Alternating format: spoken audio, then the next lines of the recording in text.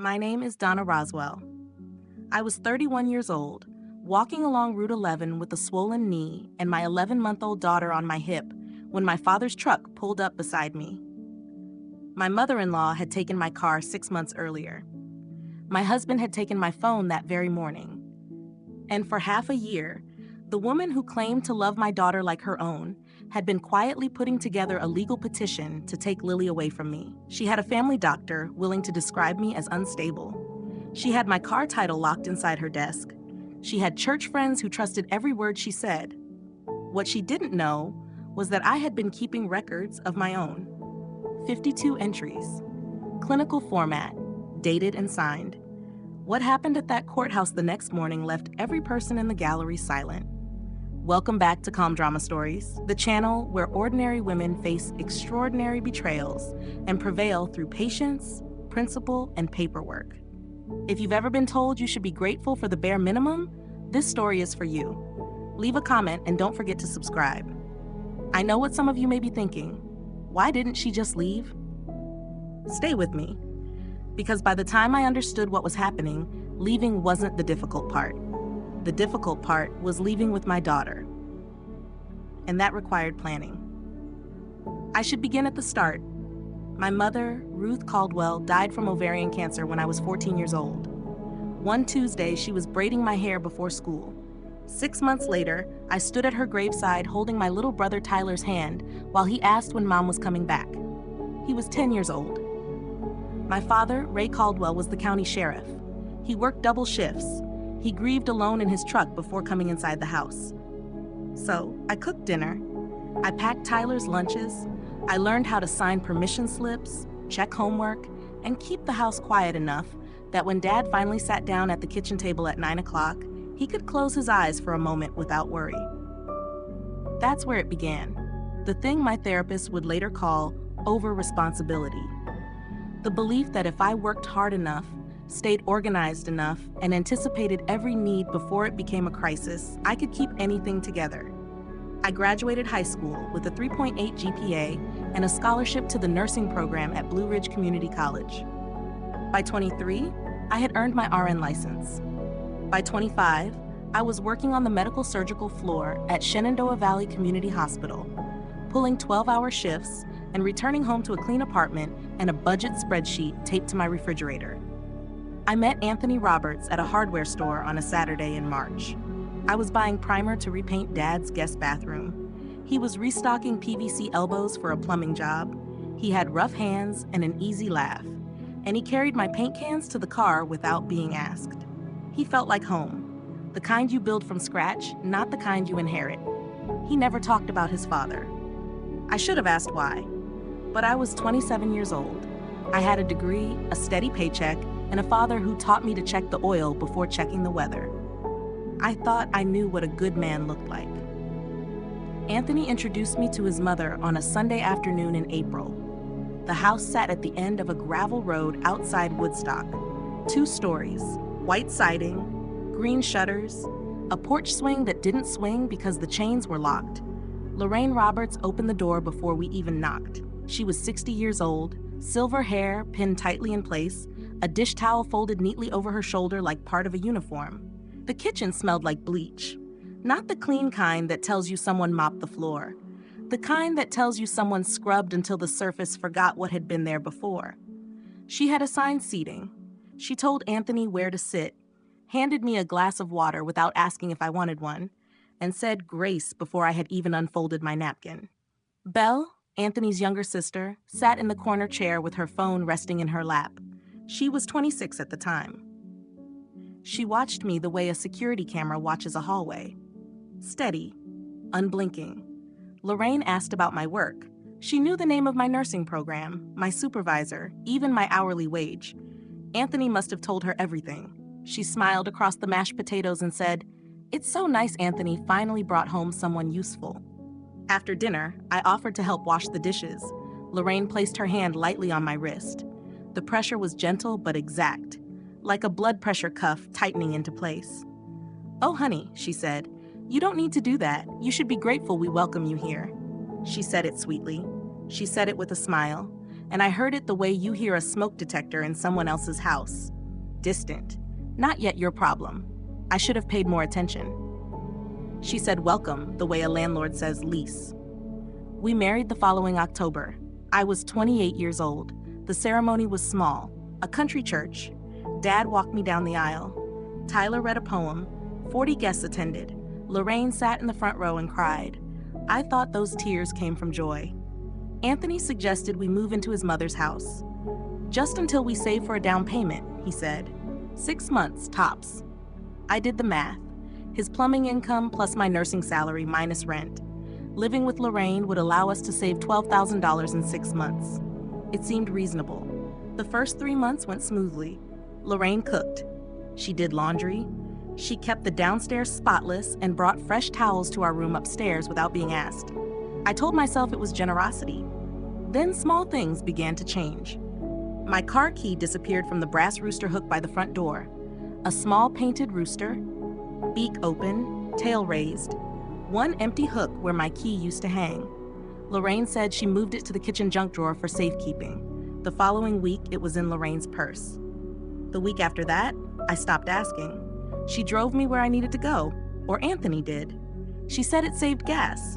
She suggested I deposit my paycheck into a joint household account so we could manage expenses together. Anthony agreed before I had the chance to respond. I said I wanted to keep my personal account. Anthony looked at Lorraine. Lorraine looked at me. Of course, honey, she said, if that's what you need. That night, Anthony told me I had embarrassed his mother in front of the family. I apologized. That same week, I tried opening my own checking account online. The nearest branch was 8 miles away, and I no longer had a car to get there. Dad visited on a Saturday in December. Lorraine had everything prepared, fresh cookies on the counter, Christmas candles burning. Donna in a new sweater Lorraine had selected from a Goodwill rack. The house smelled like cinnamon instead of bleach. The only time I ever noticed that change. Lorraine greeted Dad like an old friend, even though they had met only twice. She poured him coffee in a mug she had chosen for him. She controlled the seating, the conversation, the temperature of the room. I wanted to tell him. I sat across from my father with my hands wrapped around a mug I hadn't chosen, wearing a sweater I hadn't bought, sitting in a chair I hadn't selected. And I wanted to say, Dad, something's wrong. But Lorraine never left the room. She refilled his coffee before it was half empty. She redirected every pause with a question about the county, the weather, or whether Ray had started ice fishing yet. Dad looked at me over the rim of his mug. You look tired, Donabelle, my childhood nickname, the one he used when he was worried. I'm fine, Dad. Just adjusting. He looked toward the driveway. Where's your car? Lorraine answered before I could. Oh, Anthony's been driving her. Saves gas. Dad looked at me. I nodded. He didn't push. That was Dad's way. He respected boundaries, even when the boundary looked more like a locked door. Standing on the porch steps, he hugged me and said one thing. You know my number. You call anytime. He paused. Anytime includes 3 a.m. I watched his truck disappear down the gravel road until it vanished beyond the tree line. Then I went back inside. Lorraine was already washing his mug. By February, I was pregnant. Morning sickness kept me on the bathroom floor for weeks. Lorraine brought me ginger tea and crackers. She rubbed my back. She said, a mother's place is with her child. The hospital can wait. I told her I planned to work through the second trimester. Anthony shook his head at dinner. Mom knows best. She raised me right. He said it the way someone repeats a bumper sticker. Like those words had been attached to him so long ago, he no longer noticed them. Lorraine called my supervisor at the hospital. She informed them I was taking medical leave. She never asked me. She didn't even tell me until a week later when I mentioned picking up a shift. Oh, honey, she said. I already spoke with Nancy. She understands. I felt my chest tighten. I opened my mouth, then I closed it. Because Belle was sitting at the kitchen table and I had noticed something 2 days earlier. My phone battery was draining in 4 hours instead of 12. I knew what that meant. I worked in a hospital where nurses monitored medication software through mobile devices. I knew what a background GPS application looked like in the battery usage screen. I checked. There it was. An app I had never installed, running location services around the clock. I confronted Belle the next morning. She blinked. I don't know what you're talking about. I went to Lorraine. Lorraine tilted her head. Honey, are you sure you're not being a little paranoid? Maybe we should call Dr. Mercer about that postpartum screening. That was when I understood. If I reacted, they would use that reaction as evidence. So I didn't argue. I said nothing. But it wasn't surrender. It was strategy. The next morning, I checked my contacts. Dad's number had been deleted, just like me. Stay with me, because what I discovered in her desk changed everything. Lily's 4-month immunization appointment was the one visit Lorraine never questioned. Refusing pediatric vaccinations looks bad to outsiders, and Lorraine never allowed anything to appear bad. She drove me to Dr. Patterson's office, parked outside, and waited in the car with the engine running and a Christian radio station playing softly. I needed Lily's immunization records, the yellow card stamped at every visit.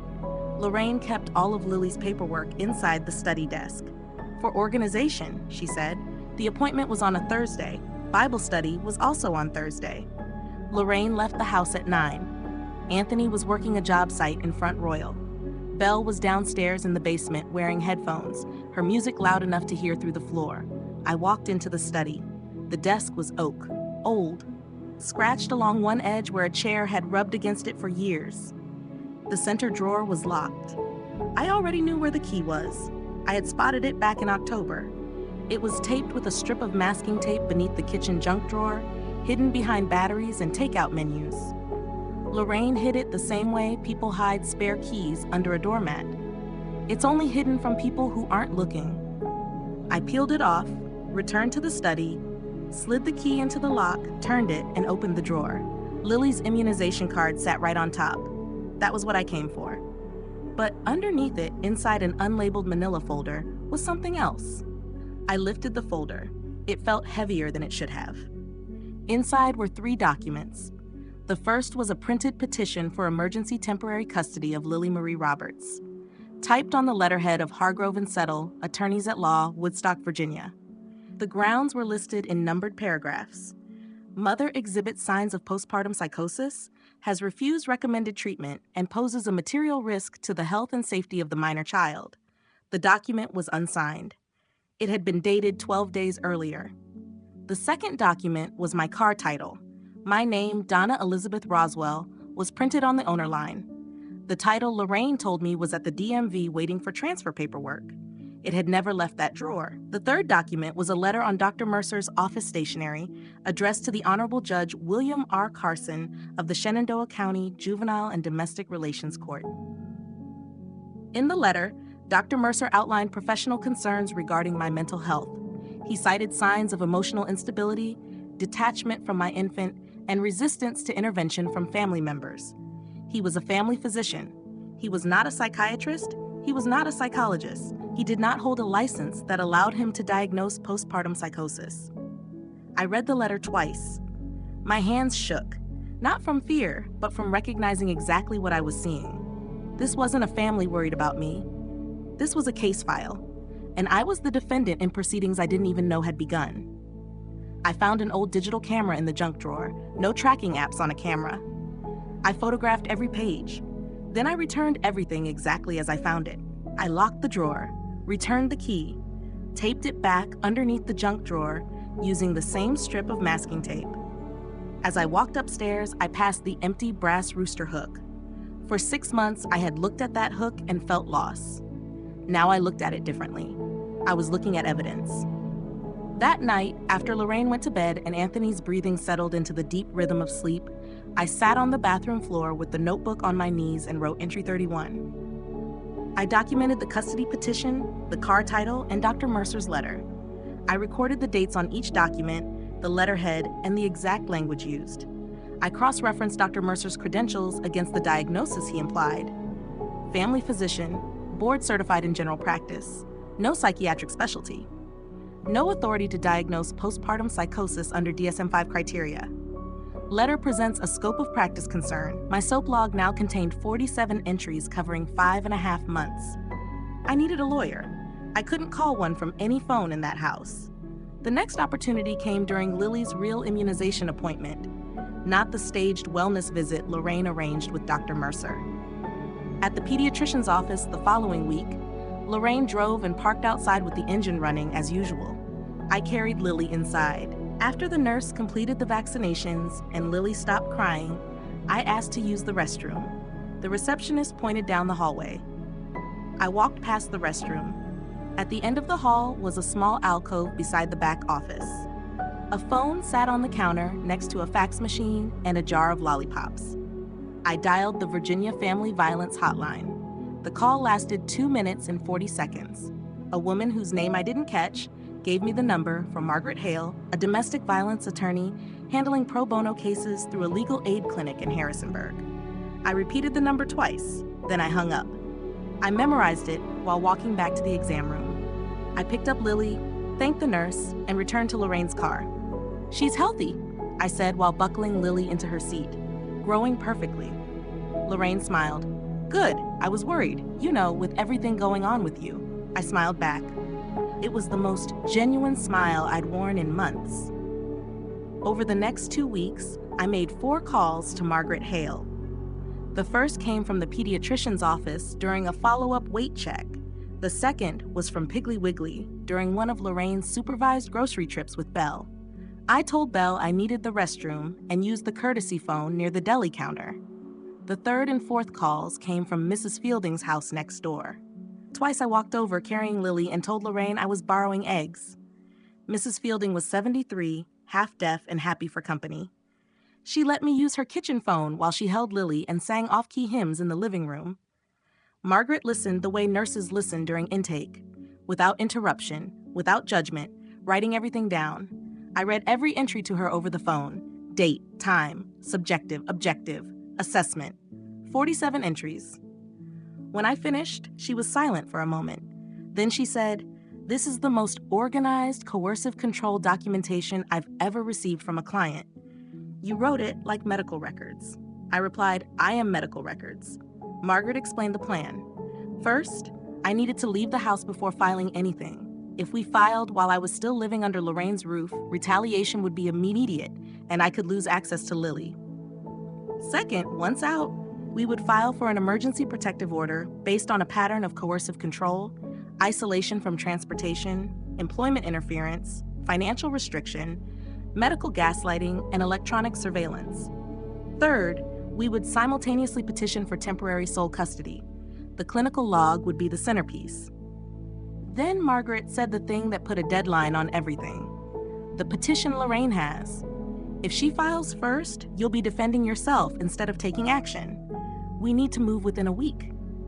Lorraine noticed. She had spent 6 months watching a woman collapse inward.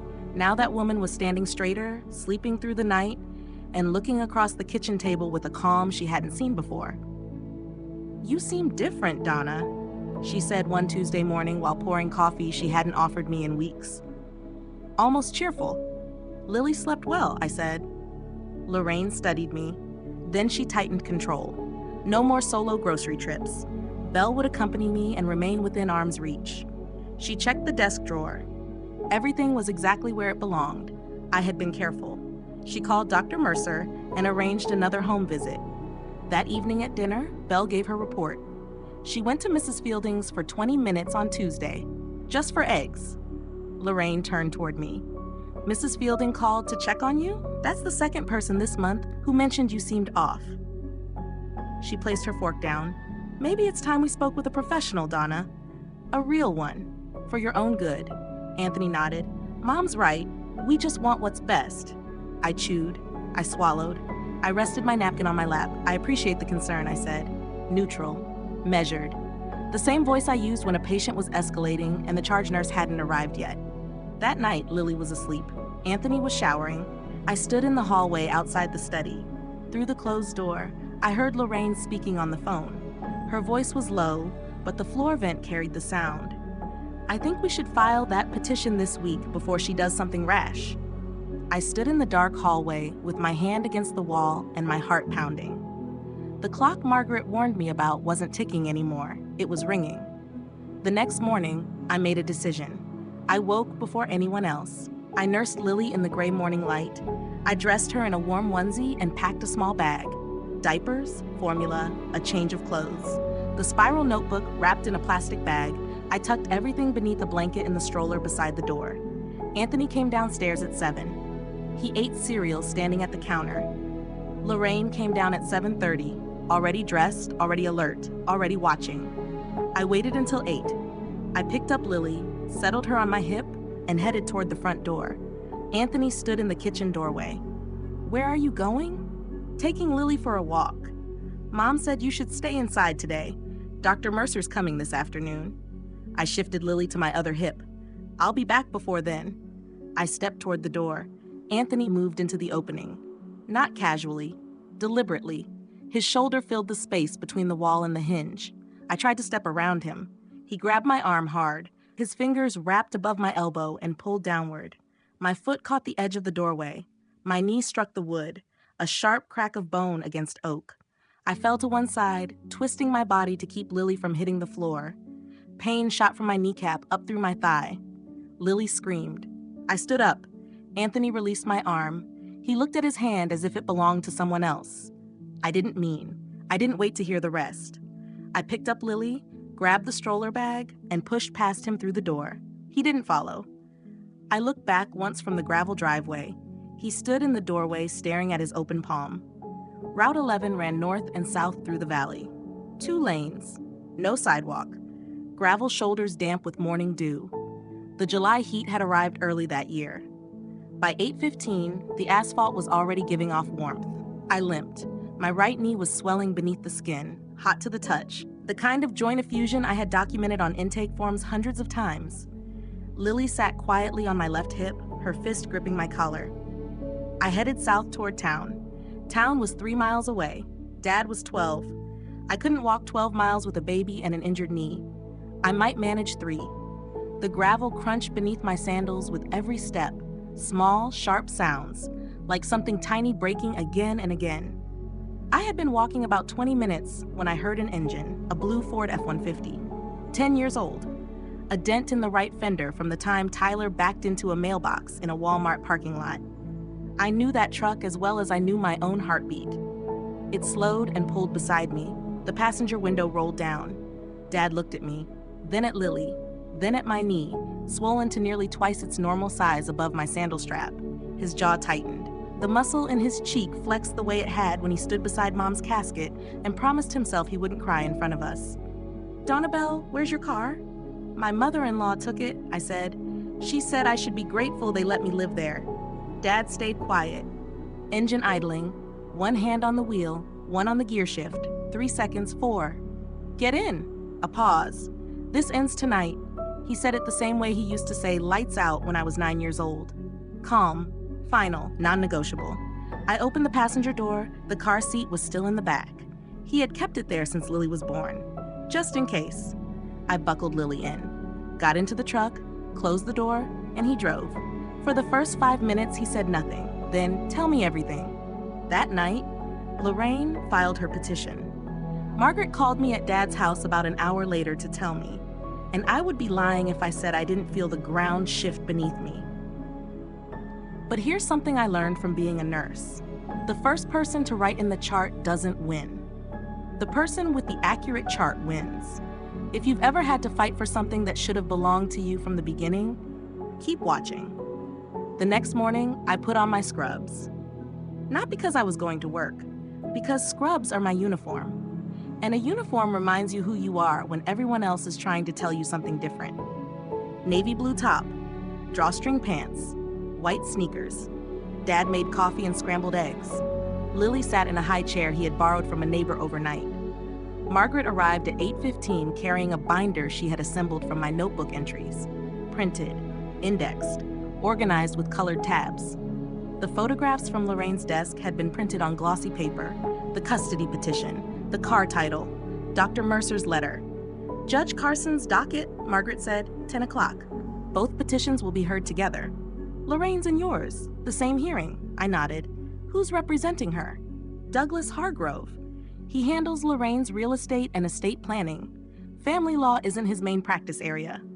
Margaret didn't smile, but her eyes did. We drove to the Shenandoah County Courthouse in Margaret's Honda. Dad stayed home with Lily.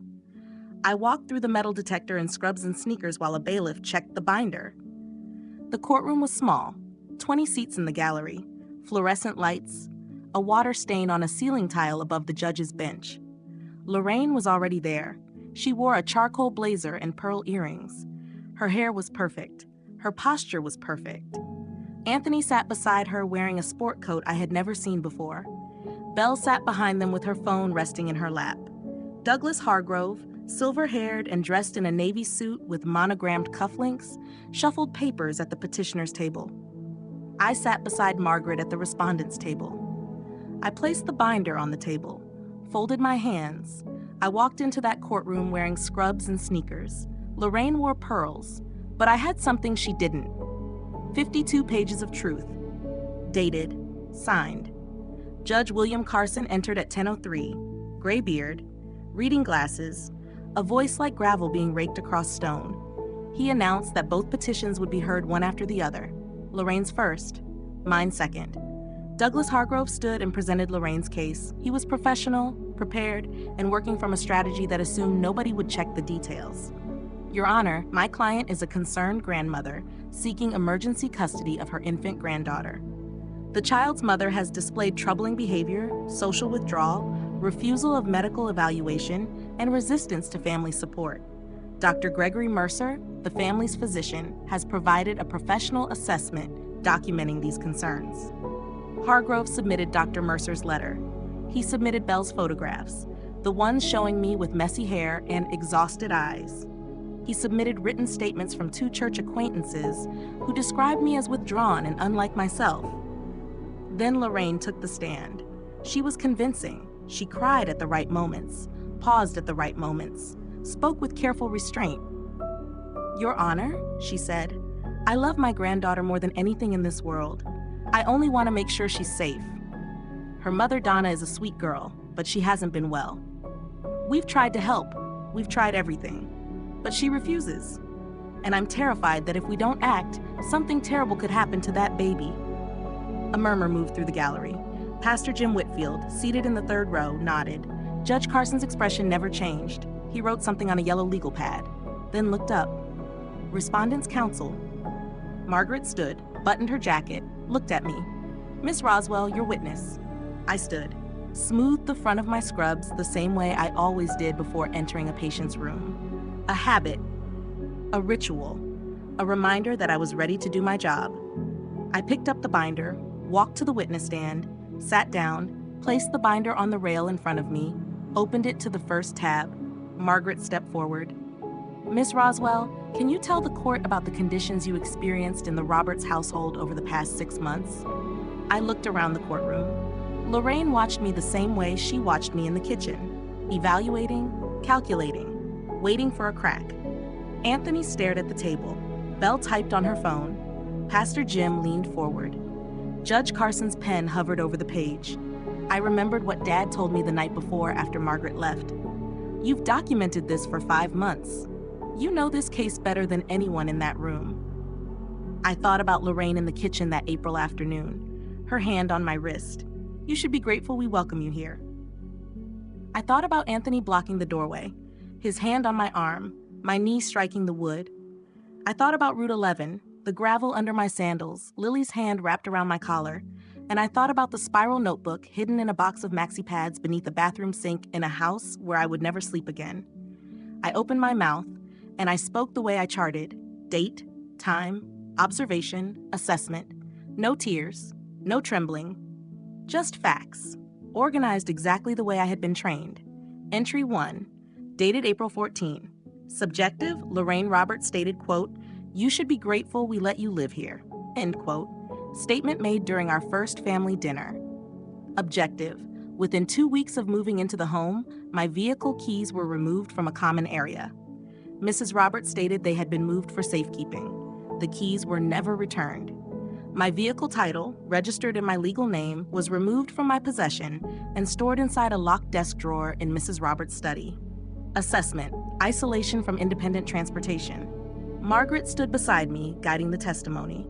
I read each entry carefully, never rushing, pausing between entries, the way I paused between recording vital signs. allowing each fact to settle before moving to the next. Entry 12, dated August 29th. Subjective. Bell installed a GPS tracking application on my mobile device without my knowledge or consent. Objective. Battery drain pattern consistent with continuous background location services. Application not present in my download history. Assessment. Electronic surveillance by a household member. Judge Carson's pen continued moving. Lorraine's attorney flipped through papers looking for an objection. There was none. These were observations, dates, documentation, not opinions. Entry 31, dated March 6. Subjective, located an unsigned petition for emergency temporary custody inside L. Roberts' locked desk drawer. Document prepared by Hargrove and Settle. Dated February 22nd. Grounds cited, postpartum psychosis. Objective, diagnosis of postpartum psychosis requires evaluation by a licensed psychiatrist or psychologist. The supporting letter was authored by Dr. Gregory Mercer, a family physician. Dr. Mercer has no psychiatric specialty and is not credentialed to provide this diagnosis. Assessment. The custody petition relies on a diagnostic claim from an unqualified provider. A sound came from the gallery.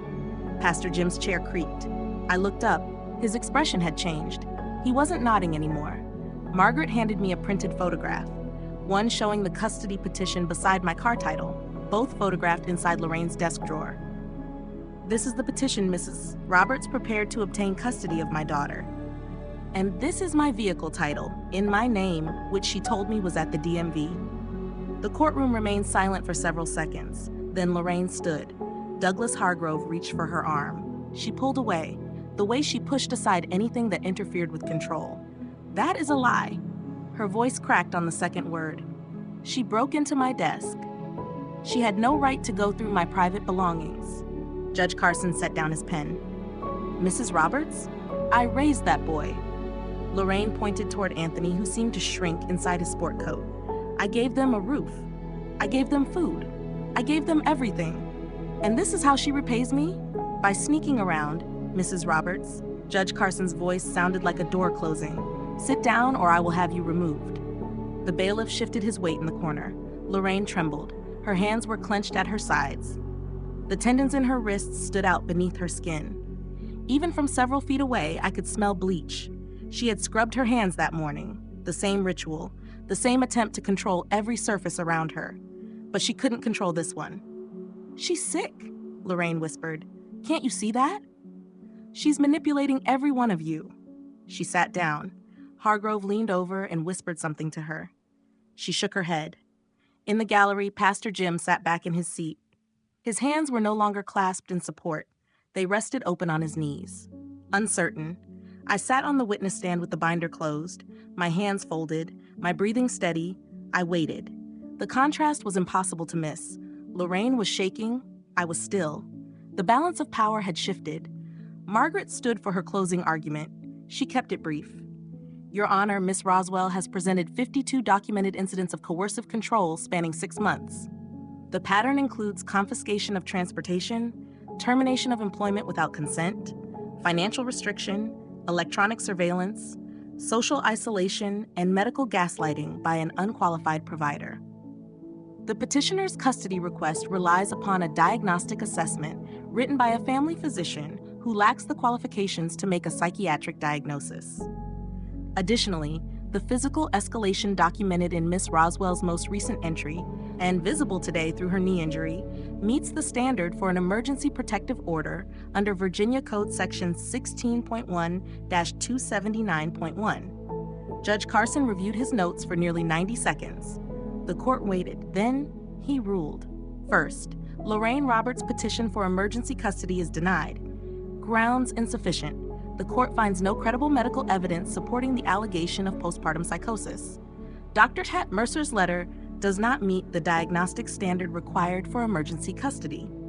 Second, Donna Roswell's petition for an emergency protective order is granted. The order names Anthony Roberts regarding physical contact and Lorraine Roberts regarding harassment and restricted contact. Duration, 15 days. Hearing scheduled for extension. Third, temporary sole legal and physical custody of Lily Marie Roberts is granted to Donna Elizabeth Roswell, pending a full custody hearing within 30 days. Fourth, The vehicle titled in Donna Roswell's name shall be returned within 48 hours. I exhaled, filled my lungs with courthouse air, old carpet, copier toner, the stale scent of a room where lives changed on paper. I closed my binder and stood. On the way out, Margaret walked beside me past Lorraine's table. She paused briefly. "Mrs. Roberts, you should be grateful she's letting you see her at all." Lorraine said nothing. Her hands rested flat on the table. The bleach couldn't help her there. In the hallway, Anthony stopped me before I reached the exit. He stepped into my path the way he had stepped into that doorway. But this time he stopped 2 feet away. His hands remained at his sides, palms open. His voice was weak. "Please. I didn't mean for it to go this far. Mom said. I thought we were." I looked at him, 33 years old, standing in a courthouse hallway wearing a borrowed sport coat, looking exactly like what he was, a man who had allowed someone else to think for him so long that he had forgotten he could think for himself. "Your mother raised you to be afraid of a woman with a car key." "Anthony," I said, "I'm going to raise Lily to be afraid of nothing." He opened his mouth. Nothing came out. I walked past him. Through the metal detector, through the glass doors, into the parking lot.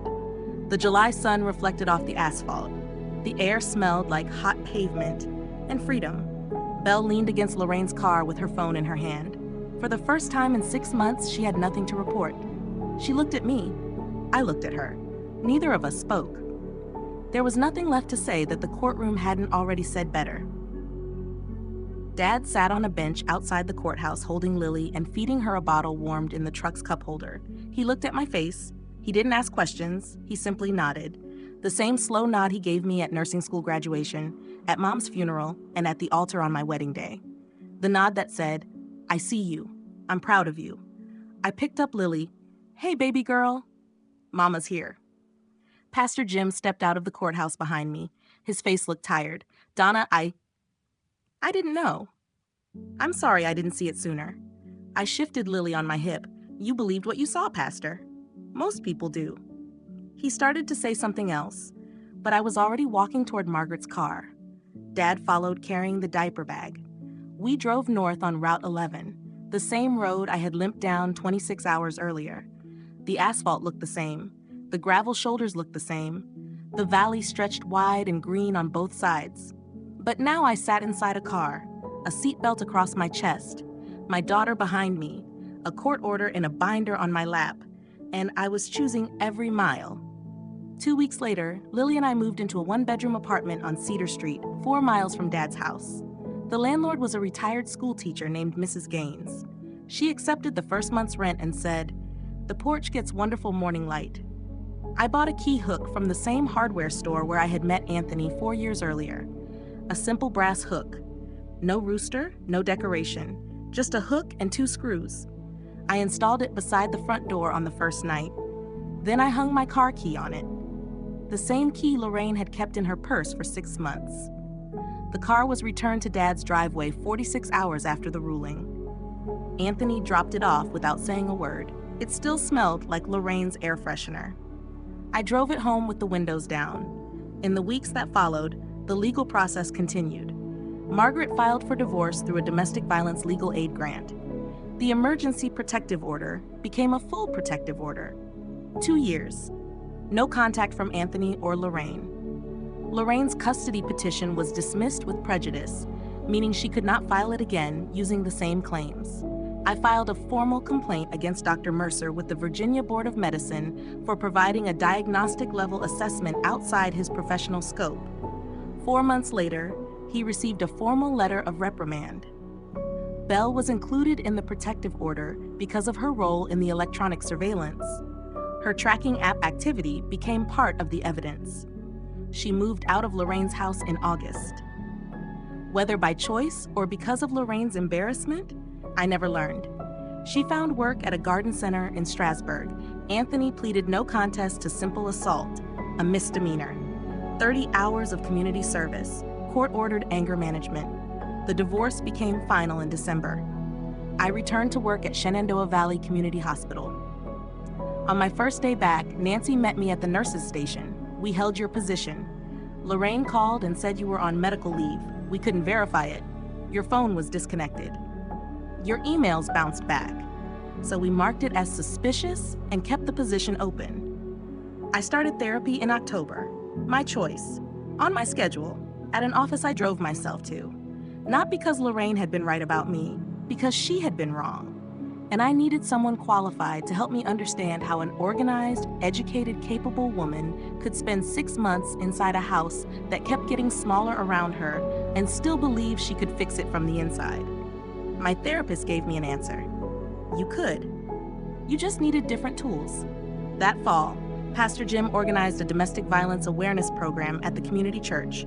He never mentioned Lorraine by name. He didn't have to. Here's what I know now. Gratitude is real, but gratitude is not a leash. No one gets to tell you to be grateful for the roof they are using to trap you. Your car keys belong to you, your phone belongs to you, your daughter belongs with you. And the door they lock from the outside has always opened from your side. You only have to decide to push. That's my story. 6 months of bleach and locked drawers, one road, one notebook, and a father who arrived at exactly the right moment, not to save me, but to remind me that I could save myself. If this story reminds you to trust what your instincts are telling you, do it today. And if you know someone living in a house that doesn't feel like home, share this video with them.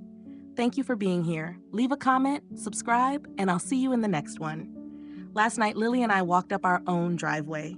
The gravel crunched beneath my shoes, not my bare feet, my shoes. And I chose every step,